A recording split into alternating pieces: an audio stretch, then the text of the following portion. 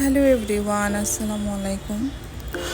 2 দিন ধরে মুখে একদমই রুচি নেই, এই জন্য আম্মুকে বলছি আজকে ভর্তা বানাতে। ভর্তার এগুলো সব কিছু রেডি করে নিয়েছি, আর আম্মু ভর্তাগুলো বানাবে। আম্মু অলরেডি বানানো শুরু করছে ভর্তাগুলো, পাটায় বেটে তারপর ভর্তাগুলো বানাবে। দু একটা ভর্তা বানানো হয়েছে অলরেডি। আম্মুর হাতে ভর্তা অনেক মজা। 2 দিন ধরে যেহেতু ভাত খেতে পারছি না, মানে রোদের তাপে মনে হয় মানে জ্বর লাগছে। আম্মুর ভর্তা বানানো কমপ্লিট। আসলে মুখে ভালো লাগে না কিছুই, রুচি নেই একদম, মানে সবারই একটা জ্বর ভাব। ভর্তাগুলো দেখেই মানে খেতে ইচ্ছে করতেছে।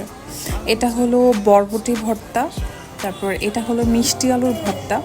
মিষ্টি আলুর ভর্তা আপনারা কারা কারা খান আমি জানি না, তো এটা মিষ্টি